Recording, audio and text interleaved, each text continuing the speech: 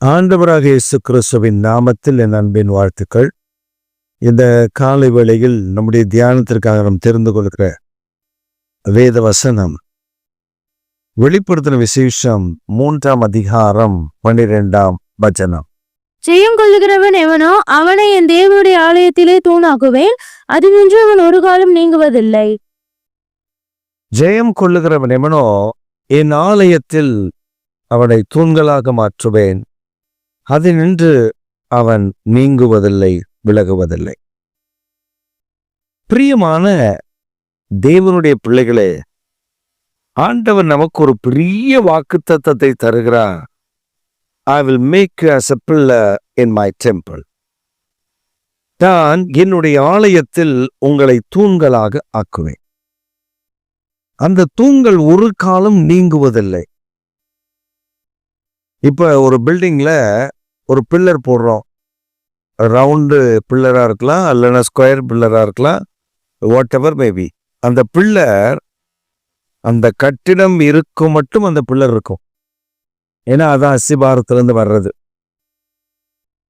ஆண்டவர் சொல்றது, ஏன் ஆலயத்துல நான் உன்னை தூணாக்குவேன். எப்படிப்பட்டவர்கள்? ஜெயம் கொள்ளுகிறவர்கள், வெற்றி சிறக்கிறவர்கள். எதன் மேல் வெற்றி? பாவத்தின் மேல், பிசாசின் மேல், உலகத்தின் மேல். நாம் வெற்றி சிறப்பதற்கு நமக்கு ஆயுதம் கொடுக்கப்பட்டிருக்கிறதா? இருக்கிறது. இயேசு கிறிஸ்துவின் இரத்தம். நாம் வெற்றி சிறப்பதற்கு ஆயுதம் இருக்கிறதா? இருக்கிறது. இயேசு கிறிஸ்துவின் நாமம். அப்ப நம்ம இயேசு கிறிஸ்துவின் இரத்தத்தையும் இயேசு கிறிஸ்துவின் நாமத்தையும் பயன்படுத்தும் பொழுது நாம் பாதுகாக்கப்படுகிறோம். இது அநேகர் தவறுதலாக புரிந்து வைத்திருக்கிற ஒரு காரியம் என்னவென்றால், இது வேற எதுக்கோ கொடுத்திருக்கிறா. இயேசு கிறிஸ்துவின் நாமத்தையும் இயேசு கிறிஸ்துவின் இரத்தத்தையும் வேறு பிசாசு ஓட்டுறதுக்கு, அதுக்கு இதுக்கு தான் தந்திருக்கிறார், நான் பயன்படுத்துவதற்கு அல்ல என்று நாம் நினைக்கிறோம். அது தவறு. நாம் பயன்படுத்துவதற்காகத்தான் இயேசு கிறிஸ்துவின் நாமமும் இயேசு கிறிஸ்துவின் இரத்தமும் கொடுக்கப்பட்டது. அதனாலதான் இயேசு சொன்னார், பரிசுத்த ஆவியானவருக்கு விரோதமாய் பாவம் செய்கிறவங்களுடைய பாவம் மன்னிக்கப்படாது. பரிசுத்தமானவருக்கு விரோதமா பாவம் செஞ்சா அதை மன்னிக்கிற, ஆனா ஆவியானவருக்கு விரோதமா பாவம் செஞ்சா அது மன்னிக்கப்படாது.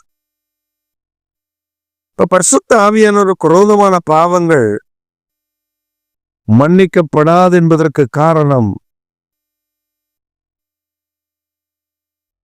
அவர் பரிசுத்தர், அப்பழுக்கற்றவர். அவர் இயேசு கிறிஸ்துவின் இரத்தத்தினால கழுவி பரிசுத்தமாக வேண்டியவர் அல்ல.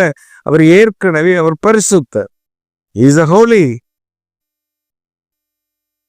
அவருக்கு விரோதமா பாவம் செஞ்சா அது மன்னிக்கப்படாது.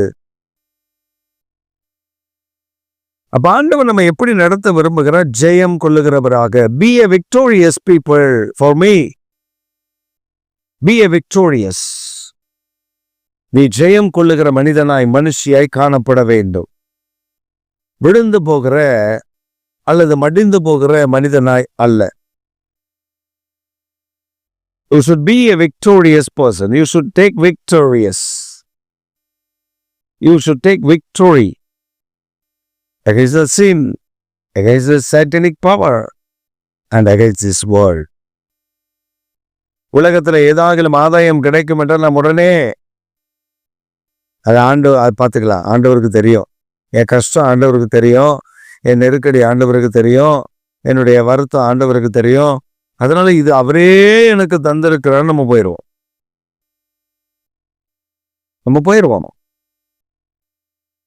உள்ள போய் அதெல்லாம் செய்யும் பொழுது ஆவியானவர் சொல்லுவார், நான் இதை செய்ய சொன்னான்னு கேட்பார்.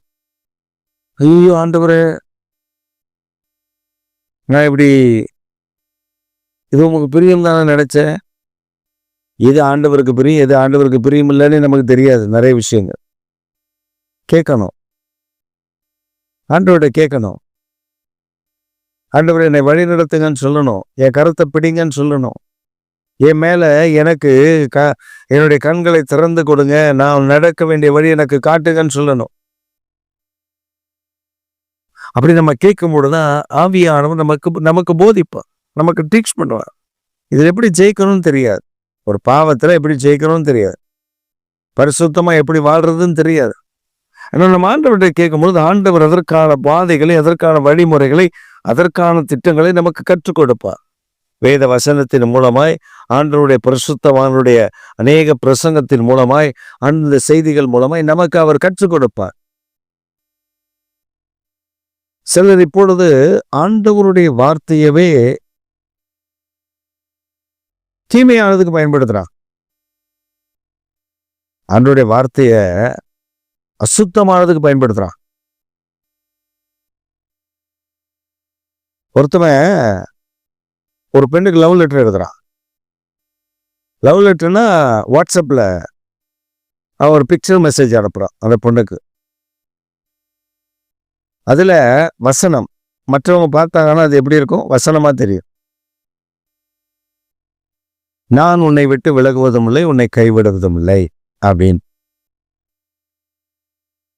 அதுக்கு கீழே பார்த்தீங்கன்னா ஒரு அசிங்கமான படத்தை வச்சு அனுப்பியிருக்கான்.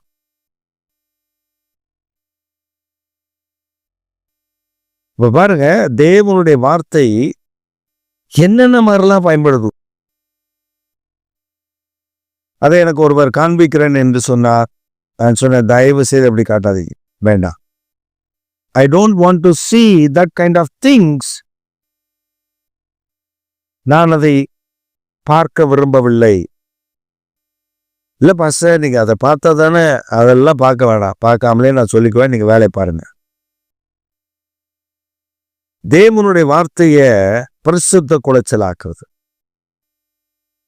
அதனால ஆண்டவர் சொல்றாரு, நான் என்னை பின்பற்றி வருகிறவர்கள் ஜெயம் கொள்ளுகிறவர்களாய் இருக்க வேண்டும்.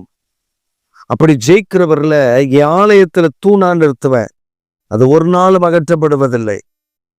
தேவனுடைய வாக்குத்தத்தம் ஒன்று, நம்முடைய பாடுகள், நம்முடைய பிரச்சனைகள், நம்முடைய போராட்டங்கள், நம்முடைய நெருக்கங்கள், இவைகள் எல்லாம் கடந்து நம்ம ஜெயிக்கிறோம்ல, ஒவ்வொரு காரியத்தையும் நம்ம ஜெயிக்கிறோம்ல.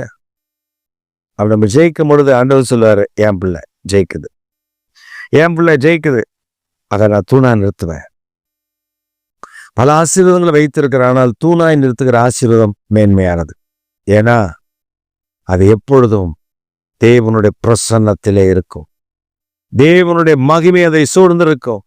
தேவனுடைய ஆலயத்தில் எப்பொழுதுமே தேவனை உலாவுகிறதை கண்டு கொண்டிருக்கும். பிரசுத்தம் உள்ள தேவனுடைய ஆளுகையிலே அது நிற்கும்.